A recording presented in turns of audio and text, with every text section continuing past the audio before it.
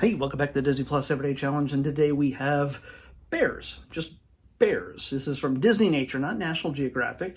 It is an hour and 19-minute long documentary, and it's the Disneynature style, so it's going to be more kid friendly. It's not going to be so educational. Like we had the other day, we had one about cheetahs, and it was Jeremy Irons, and yeah, he's fantastic. It's like I said with that one, it was a bit more had a dramatic flair to it. This one certainly does have its share of drama, but it is lighter, mainly because the narrator for this one is John C. Reilly. So you might recognize him as a Disney fan as Ralph from Wreck-It Ralph. So if he's done a ton of other stuff. You've seen him in Anchorman, and yes, he was in Anchorman, right? Well, he's been in a bunch of stuff with Will Ferrell. For a long time, they've been friends. Then they stopped being friends for a while. I don't know if they made up yet. I don't know. Either way, he wasn't. Maybe he wasn't an Anchorman. I'm going Paul Rudd. Okay, never mind. Step Brothers, yes. Usually he's involved somewhere around Will Ferrell. Has in the past anyway. Anyway, but you know him, Disney people, as Wreck-It Ralph. And he is a lot of humor. A lot of he doesn't do voices or anything, but it's not written by him. It's not like he's ad-libbing necessarily. I don't think he is. This is scripted, but it's very much in his voice, in his delivery, that makes this unique.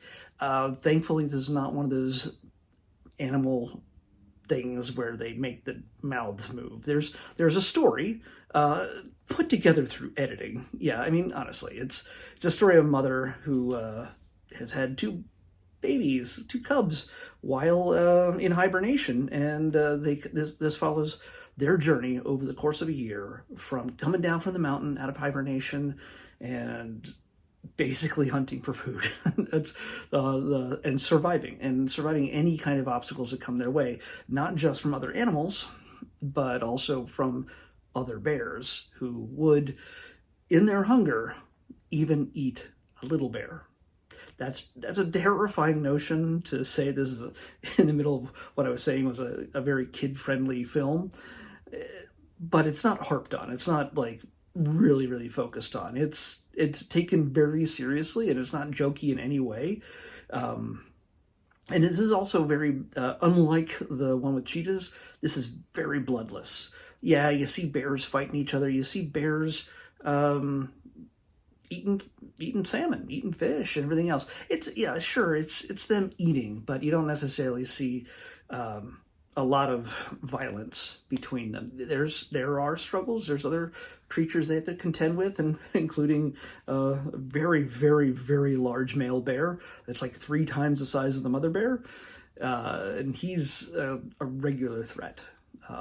Who keeps popping up throughout the story. And you get to see just the Alaskan wilderness in all of its glory. It is absolutely gorgeous. This is from 2014, so it's nearly 10 years old, and the cameras have only gotten better since then in the last 10 years. Trust me, a lot better. And like the 2022 cheetah one looks fantastic, especially close up.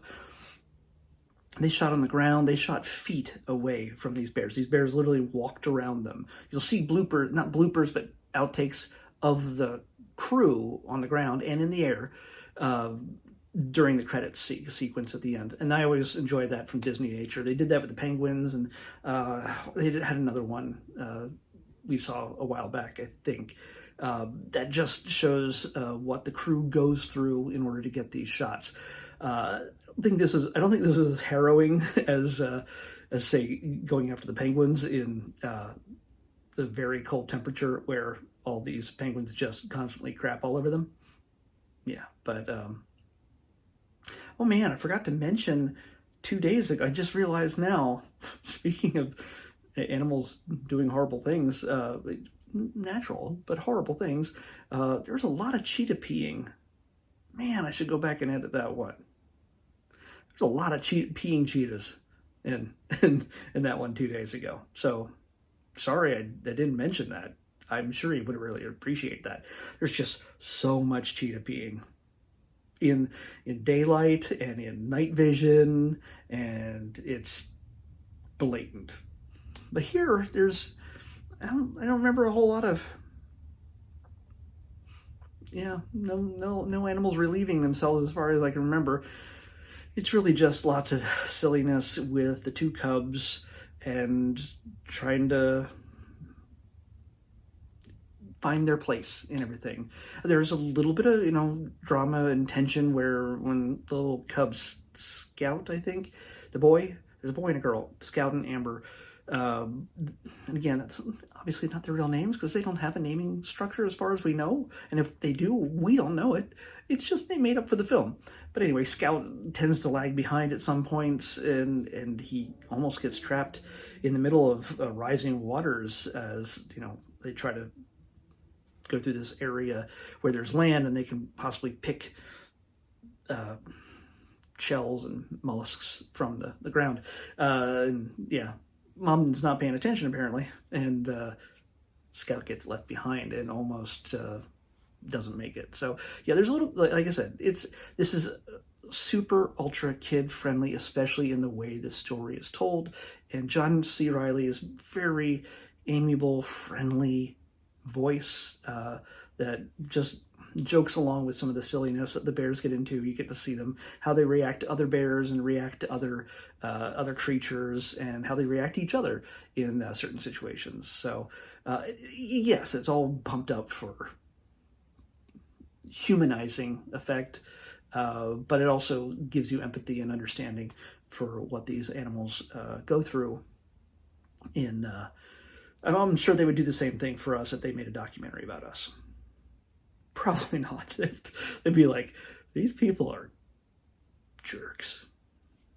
I want to see that bear documentary about humans. They're going extinct, and it's their own fault. They have to keep breeding. Anyway, this is here nor there, but it's still a good, it's still a fun little documentary. Disneynature, by its nature, is different than the National Geographic ones, and you're not going to see a whole lot of stats and everything else. You're not going to hear a whole lot. There's still a focus on conservation on a lot of these things, protecting them. And these animals are protected. These bears are protected. They are in a certain area within the Alaskan wilderness and the Yukon and everything else, where they're absolutely safe from hunters and everything else, and they're allowed to breed and grow and live their lives freely without harm from humanity, which is great. But still, it's the kind of thing that with us screwing up the world as we are, there's always a chance that their lives are going to be horribly impacted. So we should do what we can. So preach. So that's all I can really say. Bears with John C. Reilly. Let's pick tomorrow's episode. Oh, tomorrow's episode is the 1200th episode. Technically, this one was the 1200th filmed one because I had a 0 episode. So technically this was the 1200th episode, but the official numbered one will be this one. 516. 516. That's in the thus. I think. I could be wrong. I often am. Scroll. All the way. I could do a search and it'd probably be easier. It is in the thus. And it's a documentary? This seems like it would be a Disney Channel movie from 1997 or something. And they'd probably put an extreme twist on it. But no, I don't think it is. I think this might have to do with another culture. It's not animals. I don't know. We're going to find out. But we're still in documentary territory. I don't know how long this will be, but we'll see. This is kind of interesting. I'm going to make sure this is 516, right? Yes, 516. This is We really just missed out on the Wizard of Paws. Anyway, this is The Witch Doctor Will See You Now.